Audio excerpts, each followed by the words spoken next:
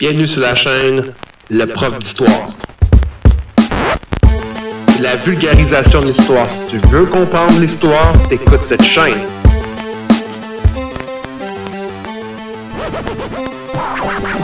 L'histoire c'est partout, l'histoire c'est vivant, l'histoire ça nous entoure.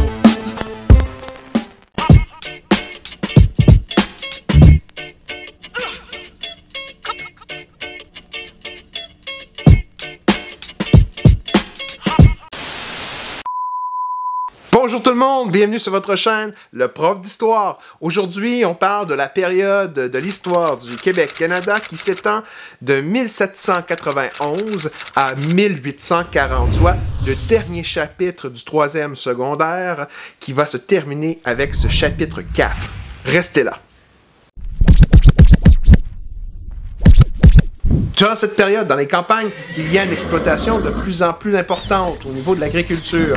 L'industrie du blé est en pleine expansion et dans les régions qui autrefois étaient vides, il y a les cantons, avec ces loyalistes qui se sont installés depuis plusieurs années, qui développent eux aussi l'agriculture. On ne parle plus d'agriculture de subsistance, donc seulement survivre, mais il y a dorénavant un véritable commerce agricole qui va se développer au Bas-Canada et qui va servir aussi à s'enrichir lorsqu'on habite en campagne.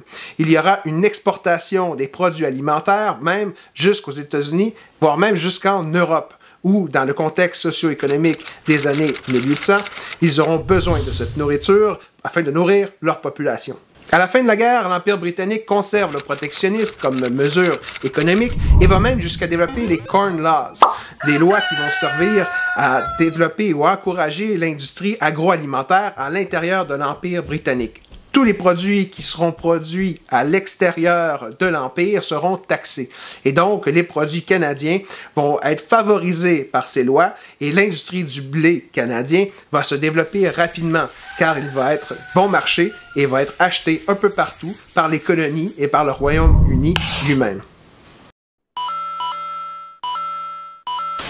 C'est dans ce contexte de culture intensive du blé qu'il y aura la crise agricole de 1830 qui sévit au Bas-Canada. Après une épidémie d'insectes qui va ravager les champs, il y a une grande période de sécheresse qui va faire en sorte que les agriculteurs ne pourront récolter ce qu'ils ont semé. Et donc, il y a une crise alimentaire, voire même début de famine dans certaines familles, régions, selon leur situation économique. Cette période de misère est suivie par certaines problématiques d'un point de vue politique et l'hégémonie britannique qui pèse lourd sur le système politique va provoquer une situation de révolte populaire au sein de la population canadienne-française. Dans ce contexte de crise sociale, de crise agricole, de crise politique, il y a aussi les journaux qui continuent de propager depuis des décennies leurs idées basées sur le libéralisme. Cet esprit de nationalisme qui va se développer chez les Canadiens français, cette appartenance à leur langue, leur religion et leur culture constamment menacée par les politiques des Britanniques qui possèdent la puissance politique et le pouvoir sur le peuple. Entre 1834 et 1837, les grandes assemblées populaires sont organisées dans les environs de Montréal. Ces réunions politiques sont des lieux de rencontre et de fête. C'est dans cette situation extrêmement tendue au Bas-Canada que survient la crise dans la Chambre d'Assemblée sur les subsides. Les subsides permettent notamment au gouvernement de financer des projets comme la construction de prisons ou de canaux. Cependant, le gouverneur de l'époque, Ramsay, décide de conserver les subsides qui sont supposés de développer les régions, votés par la Chambre d'Assemblée au niveau des ponts qui traversent les rivières et certains chemins notamment, et de garder cet argent pour combler le déficit financier que la colonie vit, étant donné que Londres ne veut plus envoyer d'argent au Bas-Canada. Les représentants de la Chambre d'Assemblée acceptent l'utilisation des subsides pour combler le déficit, mais en échange, ils veulent voir les dépenses du gouverneur afin de s'assurer que l'argent va à la bonne place. Problème, le gouverneur juge qu'il n'a pas de compte à rendre, et cela crée des tensions entre celui-ci et les élus du peuple. Le Parti patriote veut véritablement changer les choses et est moins modéré que les réformistes d'autrefois. Il demande un changement majeur, drastique de la situation afin d'obtenir plus de pouvoir comme représentant du peuple et d'enlever certains pouvoirs aux représentants de la couronne britannique.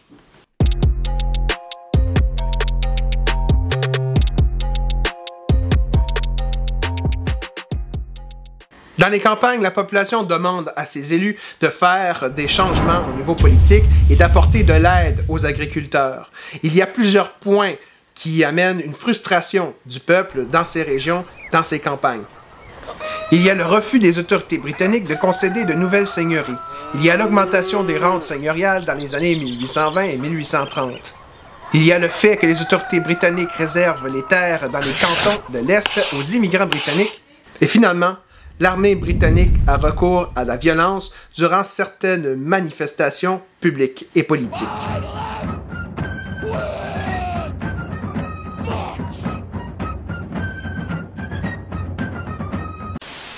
Malheureusement, les représentants et les élus du peuple n'ont pas suffisamment de pouvoir à la Chambre d'Assemblée. Le Parti patriote et Louis-Joseph Papineau demandent donc plus de pouvoir aux représentants du peuple, s'inspirant des Américains et de leurs idées républicaines. Le républicanisme va donc remettre en question l'autorité du gouvernement britannique et la puissance accordée au gouverneur afin de lui retirer et de donner ses pouvoirs aux représentants du peuple. Dans cette optique, 92 résolutions sont écrites par les membres du Parti patriote et Louis-Joseph Papineau et envoyées au gouvernement britannique en Angleterre. On y demande, entre autres, la responsabilité ministérielle. Lord Elmer, gouverneur du Bas-Canada à cette époque, s'oppose aux 92 résolutions et donc utilise son pouvoir de gouverneur de dissoudre la Chambre d'Assemblée, ce qui provoquera bien sûr de nouvelles élections. Et il faudra attendre 3 longues années avant d'avoir la réponse aux 92 résolutions envoyées en Angleterre. La réponse revient sous forme de 10 résolutions qu'on appelle les 10 résolutions Russell, qui disent grosso modo 10 fois non aux 92 résolutions. Non, non, non, non, non, non, non, non, non, non. Cette réponse très négative de Londres au printemps 1837 provoque la réaction des Canadiens français qui s'offusquent de celle-ci. Plusieurs rassemblements politiques seront organisés par le Parti patriote à travers les nombreuses régions du Bas-Canada. Le Parti patriote, tant qu'à lui, décide de boycotter son rôle politique à la Chambre d'Assemblée et décide de ne pas voter le budget, ce qui paralyse le gouvernement et qui pousse le gouverneur à dissoudre le Parlement une fois de plus. Certains membres plus radicaux du Parti patriote décident de s'organiser et de fonder une association qu'on appelle les Fils de la Liberté, qui propose de prendre les armes pour obtenir cette liberté. La création des Fils de la Liberté vont pousser les anglophones et les impérialistes à faire de même avec le Doric Club qui s'organise pour contrer les Fils de la Liberté. Malgré l'interdiction formelle du gouverneur de faire des rassemblements politiques, le Parti patriote organise le 23 octobre l'Assemblée des 6 comtés où Louis-Joseph Papineau va encore une fois attaquer l'autorité britannique et proposer de boycotter, c'est-à-dire de ne pas acheter les produits britanniques afin de leur nuire économiquement. Durant cette assemblée, des membres plus radicaux du Parti patriote prennent la parole et un certain Nelson va jusqu'à proposer de prendre les armes pour réussir à obtenir ce qu'il désire. La population, galvanisée par les discours, décide de quitter l'Assemblée des 6 comtés, retourner chez soi afin d'aller chercher leurs armes à feu. C'est le début d'une révolte armée, ce que voulait à tout prix éviter le chef patriotique Louis-Joseph Papineau. Le gouverneur Gosford réagit en lançant les mandats d'arrêt contre 26 leaders patriotes, dont Louis-Joseph Papineau, Lodger Duvernay et Robert Nelson. Ceux-ci sont tous accusés de haute trahison et vont fuir vers les États-Unis. Louis-Joseph Papineau fuit Montréal en pleine nuit, traverse par une barque dans l'obscurité déguisé en femme sur la rive sud, réussit en cognant aux portes des maisons à trouver quelqu'un qui veut bien l'aider à se déplacer à cheval, par charrette, pour se déplacer jusqu'à la frontière américaine où il ira se cacher aux États-Unis durant la période du conflit qui commence. Wilfred Nelson, celui qui avait provoqué le conflit armé, lui reste sur le territoire et commence à préparer les Patriotes pour s'organiser militairement contre l'Empire britannique, une puissance militaire mondiale à l'époque. La première escarmouche armée a lieu sur la rive sud de Montréal, sur le chemin Chambly, entre certains patriotes et des gardes de l'Empire britannique, ces soldats qui se sont fait prendre en embuscade alors que les patriotes voulaient libérer certains prisonniers politiques qu'ils escortaient. Mais le premier conflit armé a eu lieu le 23 novembre 1837, à la bataille de Saint-Denis, où les patriotes armés de fusils de chasse, de fourches et de bâtons réussissent à repousser les soldats britanniques. L'armée britannique, surpris par la détermination des patriotes, décide de battre en retraite durant la bataille de Saint-Denis afin de mieux se préparer à cette résistance sociale. 3 jours plus tard, durant la bataille de Saint-Charles, c'est 150 patriotes qui se font tuer par la puissante armée britannique et seulement 3 soldats britanniques se font tuer durant ces confrontations, prouvant ici la supériorité militaire de l'armée. En décembre 1837, il y a la bataille de Saint-Eustache, où 250 patriotes cette fois-ci perdent leur vie face aux 1200 soldats britanniques qui les encerclent.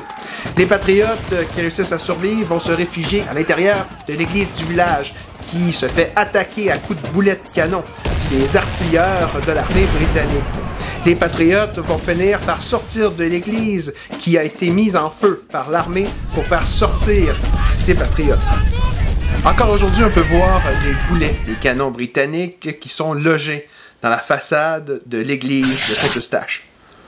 Au cours de la première année des rébellions de 1837, il y aura en tout 7 batailles, principalement autour de la région montréalaise. Durant l'hiver de 1837-1838, les patriotes révoltés sont obligés de se replier vers les États-Unis. Ils traversent la frontière et vont s'y installer durant l'hiver. Ils vont passer cet hiver à se réarmer et se réorganiser avant de revenir attaquer l'année suivante, en 1838, pour une autre suite de défaites consécutives. Robert Nelson, ainsi que 300 Canadiens sur place, qui proclament l'indépendance du Bas-Canada. Ils veulent ainsi briser définitivement les liens qui unissent le Bas-Canada à la métropole Londres. Ceci dit, ils ne sont que 300 et ça va à l'encontre du mouvement à la base des Patriotes, qui n'était pas de se séparer, il n'y a pas de mouvement souverainiste dans les Patriotes, c'était seulement un mouvement politique qui visait à donner plus de pouvoir aux représentants du peuple sans nécessairement se séparer de l'Empire britannique, alors que Nelson, lui, proclame tout bonnement l'indépendance du Bas-Canada, avec les 300 compatriotes qui l'accompagnent. Ces patriotes qui restent cachés aux États-Unis afin de se réorganiser vont donc prendre un certain temps avant de revenir dans la colonie. Et c'est au mois de novembre, alors qu'ils reviennent, que déjà durant la bataille de Lacolle, les forces patriotiques se font battre, interceptées par les miliciens britanniques et certains soldats britanniques qui les attendaient. 2 jours plus tard, le 9 novembre 1838, c'est une défaite à Hoddletown. Et les défaites s'accumulent avec celles de Napierville, Saint-Philippe, Beauharnois, Saint-Timothée et Terrebonne. La rébellion de 1838 se solde donc par un échec des patriotes. C'est une victoire britannique à tout point de vue. Parmi la population locale, il y a des centaines et des centaines de patriotes qui se sont fait emprisonner. Parmi ceux-ci, environ une centaine se fera condamner à mort pour haute trahison.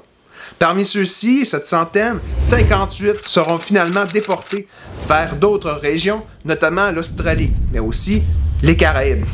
Et ce sont finalement qu'une douzaine de patriotes qui se feront exécuter officiellement. Dans ces exécutions, la dernière date qui véritablement met fin aux rébellions, c'est celle du 15 février, où il y aura l'exécution de 5 chefs patriotes, dont Thomas Chevalier de Lormier, qui se fera pendre pour haute trahison.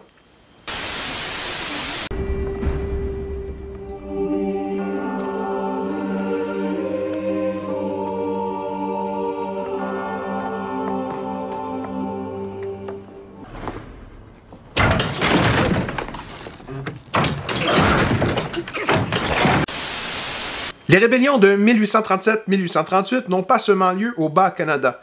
Il y a aussi un mécontentement populaire au Haut-Canada. Et la population réclame sensiblement la même chose qu'au Bas-Canada, c'est-à-dire la responsabilité ministérielle, donner plus de pouvoir aux élus du peuple et de moins en moins de pouvoir au gouvernement, représenté par un gouverneur qui représente lui-même la couronne britannique.